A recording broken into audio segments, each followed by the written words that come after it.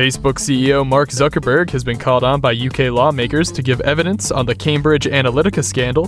Google is investigating $300 million in news subscriptions, and a small Canadian town is saving millions by replacing public transit with Uber.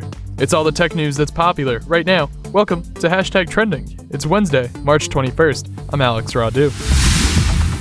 From LinkedIn, Mark Zuckerberg has yet to comment on the enormous scandal surrounding Facebook, and now he's being summoned by UK lawmakers to give an account of what British MP Damian Collins is calling a catastrophic failure of process. Over the last week, media reports from The Observer and The New York Times outlined how 50 million Facebook profiles were data mined by a firm called Cambridge Analytica. Facebook continues to deny the breach, and Zuckerberg has drawn criticism from investors over his handling of the situation.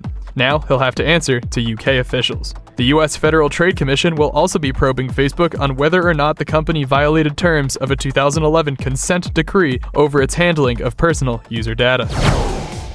From LinkedIn, Google wants to help strengthen quality journalism by investing $300 million over the next 3 years in new tools and partnerships with newsrooms. All of these initiatives will be placed under the new Google News Initiative umbrella. The biggest piece of this news so far is a feature called Subscribe with Google. With this feature, people will be able to sign up for news subscriptions like the Washington Post with the existing billing info Google already has on file in order to eliminate some of the mess that comes with web subscriptions. This hypothetically will help new publications build subscribers as more and more publications put less of a focus on ad revenue and more on subscription revenue.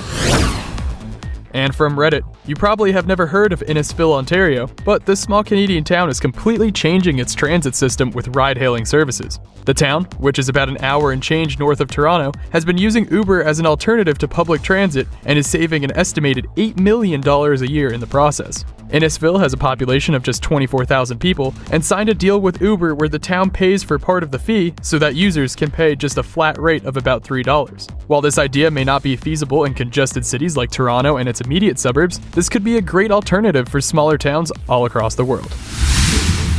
That's what's trending this week. #Trending is produced by IT World Canada. Today's episode is sponsored by Kojiko Pier 1, the company that enables businesses to unlock their IT potential. Learn more at cp1.com. And if you enjoy #Trending, please be sure to give us a rating and a review on Amazon, Apple Podcasts, Google Play, or wherever else you get your podcasts from. We really do appreciate it.